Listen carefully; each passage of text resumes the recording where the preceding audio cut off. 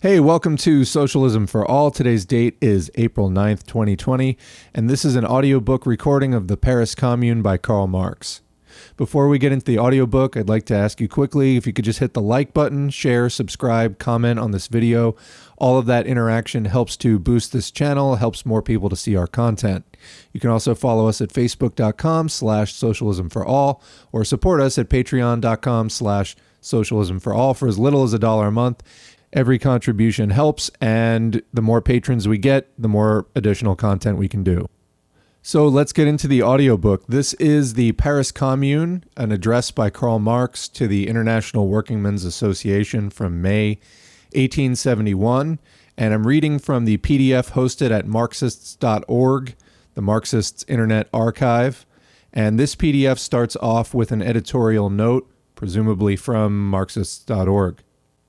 The Paris Commune was composed by Karl Marx as an address to the General Council of the International and included in a book, The Civil War in France, with the aim of distributing to workers of all countries a clear understanding of the character and worldwide significance of the heroic struggle of the Communards and their historical experience to learn from. The book was widely circulated by 1872. It was translated into several languages and published throughout Europe and the United States. The first address was delivered on July 23, 1870, 5 days after the beginning of the Franco-Prussian War. The second address, delivered on September 9, 1870, gave a historical overview of the events a week after the army of Bonaparte was defeated. The third address, delivered on May 30, 1871, 2 days after the defeat of the Paris Commune, detailed the significance and the underlying causes of the first workers' government ever created. The Civil War in France was originally published by Marx as only the third address, only the first half of which is reproduced here. In 1891, on the 20th anniversary of the Paris Commune, Engels put together a new collection of the work. Engels decided to include the first two addresses that Marx made to the International. The address is included here because it can be regarded as an amendment to the manifesto, clarifying a number of issues related to the state based on the experience of the Commune. On the dawn of March 18, Paris arose to the thunderburst of Vive la Commune! What is the Commune, that sphinx so tantalizing to the bourgeois mind? The proletarians of Paris, said the Central Committee in its manifesto of March 18, amidst the failures and treasons of the ruling classes, have understood that the hour has struck for them to save the situation by taking into their own hands the direction of public affairs. They have understood that it is their imperious duty and their absolute right to render themselves masters of their own destinies by seizing upon the governmental power. But the working class cannot simply lay hold of the ready-made state machinery and wield it for its own purposes. The centralized state power, with its ubiquitous organs of standing army, police, bureaucracy, clergy, and judicature, organs wrought after the plan of a systematic and hierarchic division of labor, originates from the days of absolute monarchy, serving nascent bourgeois society as a mighty weapon in its struggle against feudalism. Still, its development remained clogged by all manner of medieval rubbish, seigneurial rights, local privileges, municipal and guild monopolies, and provincial constitutions. The gigantic boom of the French Revolution of the 18th century swept away all these relics of bygone times, thus clearing simultaneously the social soil of its last hindrances to the superstructure of the modern state edifice raised under the First Empire, itself the offspring of the coalition wars of old semi-feudal Europe against modern France.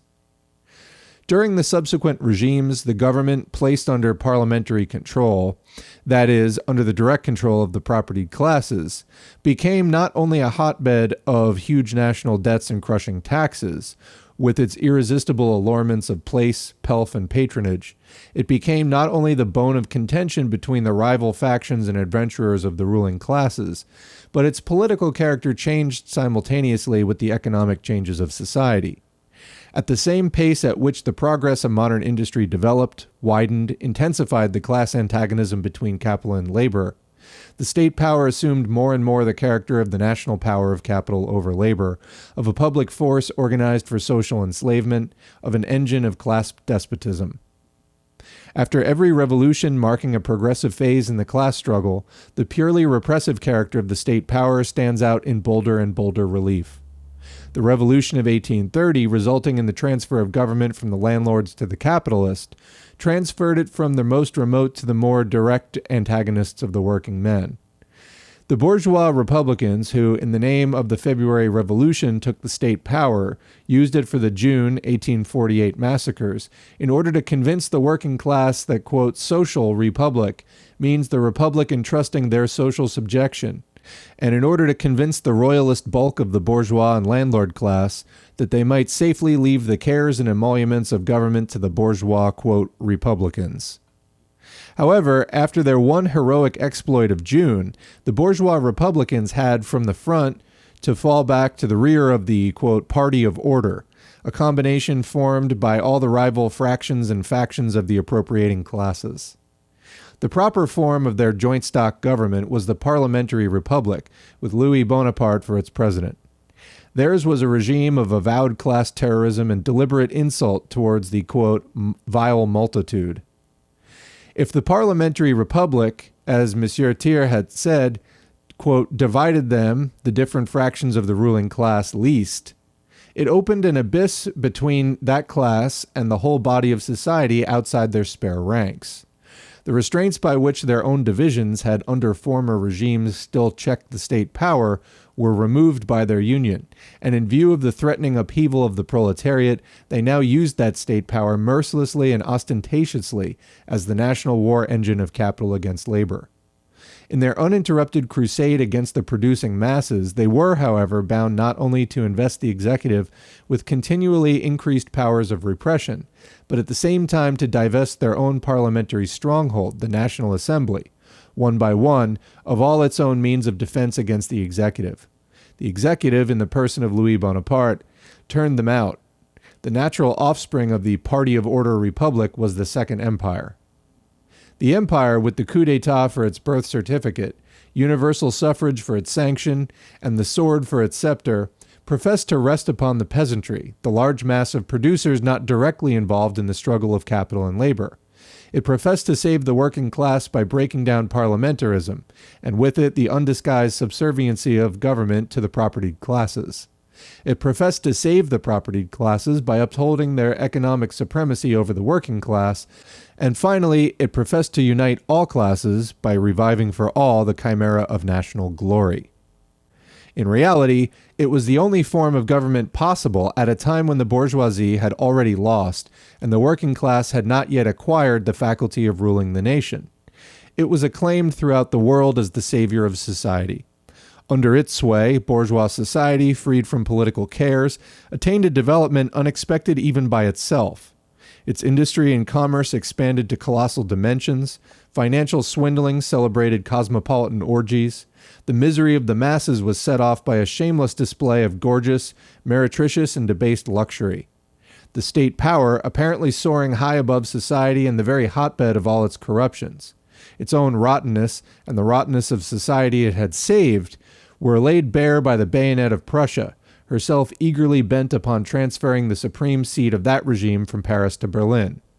Imperialism is, at the same time, the most prostitute and the ultimate form of the state power which nascent bourgeois society had commenced to elaborate as a means of its own emancipation from feudalism, and which full-grown bourgeois society had finally transformed into a means for the enslavement of labor by capital. The direct antithesis to the empire was the Commune. The cry of social republic, with which the February 1848 revolution was ushered in by the Paris proletariat, did but express a vague aspiration after a republic that was not only to supersede the monarchical form of class rule, but class rule itself. The Commune was the positive form of that republic. Paris, the seat of the old governmental power and, at the same time, the social stronghold of the French working class, had risen in arms against the attempt of Thiers and the rurals to restore and perpetuate that old governmental power bequeathed to them by the empire. Paris could only resist because, in consequence of the siege, it had got rid of the army and replaced it by a national guard, the bulk of which consisted of working men. This fact was now to be transformed into an institution. The first decree of the Commune, therefore, was the suppression of the standing army and the substitution for it of the armed people. The Commune was formed of the municipal councillors chosen by universal suffrage in the various wards of the town, responsible and revocable at short terms. The majority of its members were naturally working men or acknowledged representatives of the working class. The Commune was to be a working, not a parliamentary body, executive and legislative at the same time. Instead of continuing to be the agent of the central government, the police was at once stripped of its political attributes and turned into the responsible and at all times revocable agent of the Commune. So were the officials of all other branches of the administration. From the members of the Commune downwards, the public service had to be done at workman's wage. The vested interests and the representation allowances of the high dignitaries of state disappeared along with the high dignitaries themselves. Public functions ceased to be the private property of the tools of the central government. Not only municipal administration, but the whole initiative hitherto exercised by the state was laid into the hands of the Commune. Having once got rid of the standing army and the police, the physical force elements of the old government, the Commune was anxious to break the spiritual force of repression, the, quote, parson power, by the disestablishment and disendowment of all churches as proprietary bodies. The priests were sent back to the recesses of private life, there to feed upon the alms of the faithful in imitation of their predecessors, the apostles. The whole of the educational institutions were opened to the people gratuitously and at the same time cleared of all interference of church and state. Thus, not only was education made accessible to all, but science itself freed from the fetters which class prejudice and governmental force had imposed upon it. The judicial functionaries were to be divested of that sham independence, which had but served to mask their abject subserviency to all succeeding governments to which, in turn, they had taken and broken the oaths of allegiance. Like the rest of public servants, magistrates and judges were to be elective, responsible, and revocable. The Paris Commune was, of course, to serve as a model to all the great industrial centers of France. The communal regime once established in Paris and the secondary centers, the old centralized government would in the provinces, too, have to give way to the self-government of the producers. In a rough sketch of national organization, which the Commune had no time to develop, it states clearly that the Commune was to be the political form of even the smallest country hamlet, and that in the rural districts, the standing army was to be replaced by a national militia with an extremely short term of service. The rural communities of every district were to administer their common affairs by an assembly of delegates in the central town, and these district assemblies were again to send deputies to the national delegation in Paris, each delegate to be at any time revocable and bound by the mandat impératif, formal instructions, of his constituents.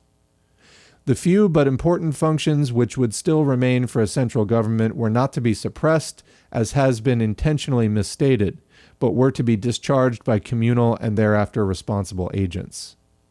The unity of the nation was not to be broken, but on the contrary to be organized by communal constitution, and to become a reality by the destruction of the state power which claimed to be the embodiment of that unity independent of and superior to the nation itself, from which it was but a parasitic excrescence. While the merely repressive organs of the old governmental power were to be amputated, its legislative functions were to be wrested from an authority usurping preeminence over society itself and restored to the responsible agents of society. Instead of deciding once in 3 or 6 years which member of the ruling class was to misrepresent the people in Parliament, universal suffrage was to serve the people, constituted in communes, as individual suffrage serves every other employer in the search for the workmen and managers in his business. And it is well known that companies, like individuals, in matters of real business generally know how to put the right man in the right place, and if they for once make a mistake, to redress it promptly. On the other hand, nothing could be more foreign to the spirit of the Commune than to supersede universal suffrage by hierarchical investiture. It is generally the fate of completely new historical creations to be mistaken for the counterparts of older and even defunct forms of social life to which they may bear a certain likeness. Thus, this new commune, which breaks with the modern state power, has been mistaken for a reproduction of the medieval communes, which first preceded and afterward became the substratum of that very state power. The communal constitution has been mistaken for an attempt to break up into the federation of small states as dreamt of by Montesquieu and the Girondins, that unity of great nations which, if originally brought about by political force, has now become a powerful coefficient of social production. The antagonism of the commune against the state power has been mistaken for an exaggerated form of the ancient struggle against over-centralization.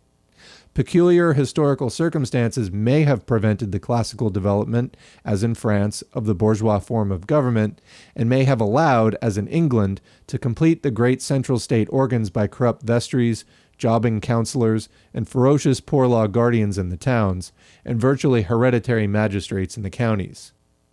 The communal constitution would have restored to the social body all the forces hitherto absorbed by the state parasite feeding upon and clogging the free movement of society. By this one act, it would have initiated the regeneration of France. The provincial French bourgeois saw in the commune an attempt to restore the sway their order had held over the country under Louis Philippe, and which under Louis Napoleon was supplanted by the pretended rule of the country over the towns. In reality, the communal constitution brought the rural producers under the intellectual lead of the central towns of their districts, and there secured to them, in the workingmen, the natural trustees of their interests. The very existence of the commune involved, as a matter of course, local municipal liberty, but no longer as a check upon the now superseded state power. It could only enter into the head of a Bismarck, who, when not engaged on the intrigues of blood and iron, always likes to resume his old trade, so befitting his mental caliber, of contributor to Kladderadatsch, the Berlin Punch. It could only enter into such a head to ascribe to the Paris Commune aspirations after the caricature of the old French municipal organization of 1791, the Prussian municipal constitution which degrades the town governments to mere secondary wheels in the police machinery of the Prussian state. The commune made that catchword of bourgeois revolutions, cheap government, a reality by destroying the two greatest sources of expenditure, the standing army and state functionarism. Its very existence presupposed the non-existence of monarchy, which, in Europe at least, is the normal encumbrance and indispensable cloak of class rule. It supplied the republic with the basis of really democratic institutions, but neither cheap government nor the, quote, true republic was its ultimate aim. They were its mere concomitants. The multiplicity of interpretations to which the commune has been subjected, and the multiplicity of interests which construed it in their favor, show that it was a thoroughly expansive political form, while all the previous forms of government had been emphatically repressive. Its true secret was this: it was essentially a working-class government, the product of the struggle of the producing against the appropriating class, the political form at last discovered under which to work out the economic emancipation of labor. Except on this last condition, the communal constitution would have been an impossibility and a delusion. The political rule of the producer cannot coexist with the perpetuation of his social slavery. The commune was therefore to serve as a lever for uprooting the economical foundation upon which rests the existence of classes and therefore of class rule. With labor emancipated, every man becomes a working man, and productive labor ceases to be a class attribute. It is a strange fact. In spite of all the tall talk and all the immense literature for the last 60 years about emancipation of labor, no sooner do the working men anywhere take the subject into their own hands with a will than uprises at once all the apologetic phraseology of the mouthpieces of present society with its two poles of capital and wage slavery. The landlord now is but the sleeping partner of the capitalist. As if the capitalist society was still in its purest state of virgin innocence, with its antagonisms still undeveloped, with its delusions still unexploded, with its prostitute realities not yet laid bare. The commune, they exclaim, intends to abolish property, the basis of all civilization. Yes, gentlemen, the commune intended to abolish that class property which makes the labor of the many the wealth of the few. It aimed at the expropriation of the expropriators. It wanted to make individual property a truth by transforming the means of production, land and capital, now chiefly the means of enslaving and exploiting labor, into mere instruments of free and associated labor. But this is communism, impossible communism. Why, those members of the ruling classes who are intelligent enough to perceive the impossibility of continuing the present system, and they are many, have become the obtrusive and full-mouthed apostles of cooperative production. If cooperative production is not to remain a sham and a snare, if it is to supersede the capitalist system, if united cooperative societies are to regulate national production upon common plan, thus taking it under their own control and putting an end to the constant anarchy and periodic convulsions which are the fatality of capitalist production, what else, gentlemen, would it be but communism, possible communism? The working class did not expect miracles from the Commune. They have no ready-made utopias to introduce par décret du peuple, by the decree of the people. They know that in order to work out their own emancipation, and along with it that higher form to which present society is irresistibly tending by its own economical agencies, they will have to pass through long struggles, through a series of historic processes, transforming circumstances and men.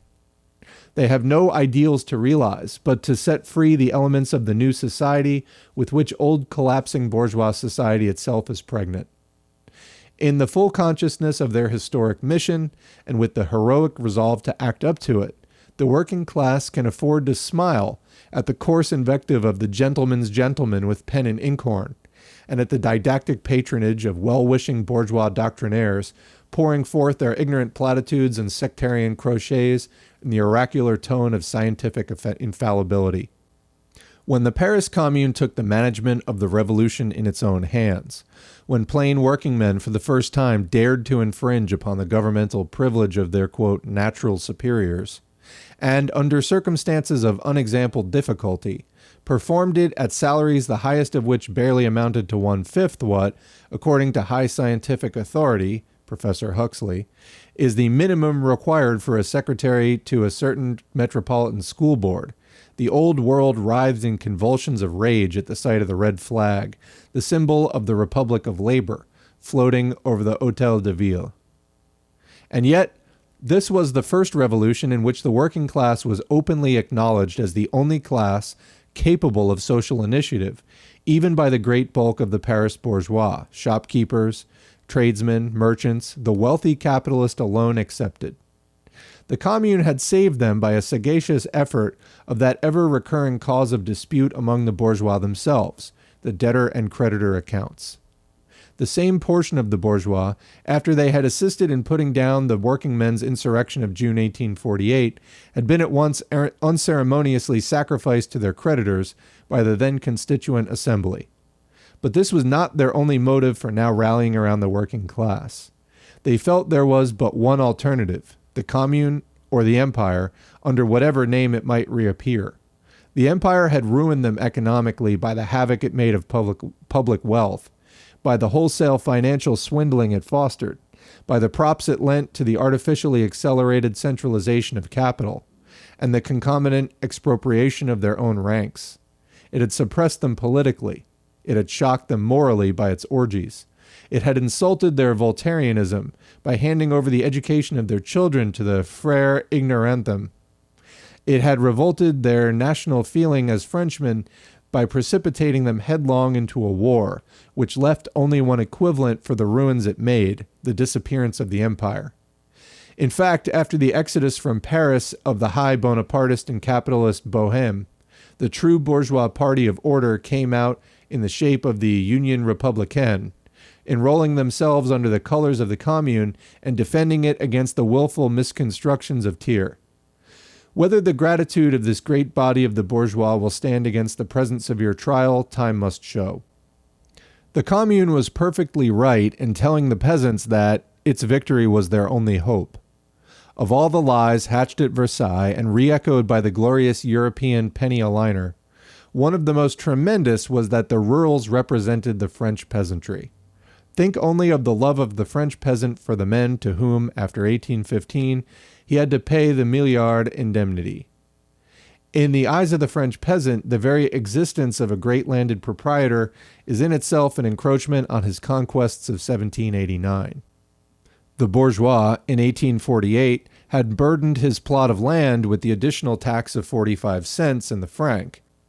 But then he did so in the name of the revolution, while now he had fomented a civil war against revolution, to shift on to the peasant's shoulders the chief load of the 5 milliards of indemnity to be paid to the Prussian. The Commune, on the other hand, in one of its first proclamations, declared that the true originators of the war would be made to pay its cost. The Commune would have delivered the peasant of the blood tax, would have given him a cheap government, transformed his present bloodsuckers, the notary, advocate, executor, and other judicial vampires, into salaried communal agents elected by and responsible to himself. It would have freed him of the tyranny of the garde champêtre, the gendarme, and the prefect, would have put enlightenment by the schoolmaster in the place of stultification by the priest. And the French peasant is, above all, a man of reckoning. He would find it extremely reasonable that the pay of the priest, instead of being extorted by the tax-gatherer, should only depend upon the spontaneous action of the parishioner's religious instinct. Such were the great immediate boons which the rule of the Commune, and that rule alone, held out to the French peasantry. It is, therefore, quite superfluous here to expatiate upon the more complicated but vital problems which the Commune alone was able, and at the same time compelled, to solve in favor of the peasant. The hypothecary debt, lying like an incubus upon his parcel of soil, the proletariat foncier, the rural proletariat, daily growing upon it, and his expropriation from it enforced at a more and more rapid rate by the very development of modern agriculture and the competition of capitalist farming. The French peasant had elected Louis Bonaparte the President of the Republic, but the party of order created the empire. What the French peasant really wants, he commenced to show in 1849 and 1850 by opposing his mayor to the government's prefect, his schoolmaster to the government's priest, and himself to the government's gendarme. All the laws made by the party of order in January and February 1850 were avowed measures of repression against the peasant. The peasant was a Bonapartist because the Great Revolution, with all its benefits to him, was in his eyes personified in Napoleon. This delusion, rapidly breaking down under the Second Empire, and in its very nature hostile to the rurals, this prejudice of the past, how could it have withstood the appeal of the Commune to the living interests and urgent wants of the peasantry? The rurals, this was in fact their chief apprehension, knew that 3 months' free communication of communal Paris with the provinces would bring about a general rising of the peasants, and hence their anxiety to establish a police blockade around Paris so as to stop the spread of the Rinderpest, cattle pest, contagious disease. If the Commune was thus the true representative of all the healthy elements of French society, and therefore the truly national government, it was at the same time, as a workingmen's government, as the bold champion of the emancipation of labor, emphatically international. Within sight of that Prussian army that had annexed to Germany 2 French provinces, the Commune annexed to France the working people all over the world. The Second Empire had been the jubilee of cosmopolitan blacklegism, the rakes of all countries rushing in its call for a share in its orgies and in the plunder of the French people. Even at this moment, the right hand of Thiers is Genesco, the foul Wallachian, and his left hand is Muravsky, the Russian spy. The Commune admitted all foreigners to the honor of dying for their conspiracy with the foreign invader. The bourgeoisie had found the time to display their patriotism by organizing police hunts upon the Germans in France. The Commune made a German working man, Leo Frankel, its Minister of Labor. Thiers, the bourgeoisie, the Second Empire, had continually deluded Poland by loud professions of sympathy, while in reality betraying her to and doing the dirty work of Russia. The Commune honored the heroic sons of Poland, J. Dabrowski and W. Wroblewski, by placing them at the hands of the defenders of Paris. And to broadly mark the new era of history it was conscious of initiating, under the eyes of the conquering Prussians on one side and the Bonapartist army led by Bonapartist generals on the other, the Commune pulled down that colossal symbol of martial glory, the Vendôme column. The great social measure of the Commune was its own working existence. Its special measures could but betoken the tendency of a government of the people by the people. Such were the abolition of the night work of journeyman bakers, the prohibition, under penalty, of the employer's practice to reduce wages by levying upon their workpeople fines under manifold pretexts, a process in which the employer combines in his own person the parts of legislator, judge, and executor, and filches the money to boot. Another measure of this class was the surrender to associations of workmen, under reserve of compensation, of all closed workshops and factories, no matter whether the respective capitalists had absconded or preferred to strike work. The financial measures of the Commune, remarkable for their sagacity and moderation, could only be such as were compatible with the state of a besieged town. Considering the colossal robberies committed upon the city of Paris by the great financial companies and contractors, under the protection of housemen, the Commune would have had an incomparably better title to confiscate their property than Louis Napoleon had against the Orleans family. The Hohenzollern and the English oligarchs, who both have derived a good deal of their estates from church plunders, were, of course, greatly shocked at the Commune clearing but 8,000 francs out of secularization. While the Versailles government, as soon as it had recovered some spirit and strength, used the most violent means against the Commune, while it put down the free expression of opinion all over France, even to the forbidding of meetings of delegates from the large towns, while it subjected Versailles and the rest of France to an espionage far surpassing that of the Second Empire, while it burned by its gendarme inquisitors all papers printed at Paris, and sifted all correspondence from and to Paris, while in the National Assembly the most timid attempts to put in a word for Paris were howled down in a manner unknown even to the Chambre Introuvable of 1816, with the savage warfare of Versailles outside and its attempts at corruption and conspiracy inside Paris, would the Commune not have shamefully betrayed its trust by affecting to keep all the decencies and appearances of liberalism as in a time of profound peace? Had the government of the Commune been akin to that of Monsieur Thiers, there would have been no more occasion to suppress party of order papers at Paris than there was to suppress communal papers at Versailles. It was irritating indeed to the rurals that at the very same time they declared the return to the church to be the only means of salvation for France, the infidel Commune unearthed the peculiar mysteries of the Picpus nunnery and of the Church of Saint Laurent. It was a satire upon Monsieur Thiers that while he showered grand crosses upon the Bonapartist generals in acknowledgment of their mastery in losing battles, singing capitulations and turning cigarettes at Williamshaw, the Commune dismissed and arrested its generals whenever they were suspected of neglecting their duties. The expulsion from and arrest by the Commune of one of its members, Blanchet, who had slipped in under a false name and had undergone at Lyons 6 days' imprisonment for simple bankruptcy, was it not a deliberate insult hurled at the forger, Jules Favre, then still the foreign minister of France, still selling France to Bismarck and still dictating his orders to that paragon government of Belgium? But indeed the Commune did not pretend to infallibility, the invariable attribute of all governments of the old stamp. It published its doings and sayings. It initiated the public into all its shortcomings. In every revolution there intrude, at the sign of its true agents, men of different stamp. Some of them survivors and devotees to past revolutions without insight into the present movement, but preserving popular influence by their known honesty and courage or by the sheer force of tradition. Others mere brawlers who, by dint of repeating year after year the same set of stereotyped declarations against the government of the day, have sneaked into the reputation of revolutionists of the first water. After March 18, some such men did also turn up, and in some cases contrived to play preeminent parts. As far as their power went, they hampered the real action of the working class, exactly as men of that sort have hampered the full development of every previous revolution. They are an unavoidable evil. With time they are shaken off, but time was not allowed to the Commune.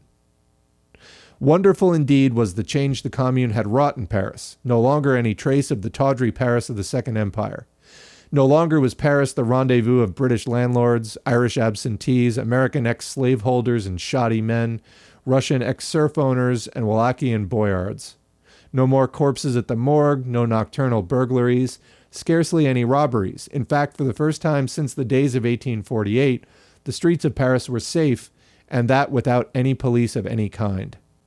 "We," said a member of the Commune, "hear no longer of assassination, theft, and personal assault. It seems indeed as if the police had dragged along with it to Versailles all its conservative friends." The cocotte had refound the scent of their protectors, the absconding men of family, religion, and above all of property. In their stead, the real women of Paris showed again at the surface, heroic, noble, and devoted, like the women of antiquity. Working, thinking, fighting, bleeding Paris, almost forgetful in its incubation of a new society of the cannibals at its gates, radiant in the enthusiasm of its historic initiative.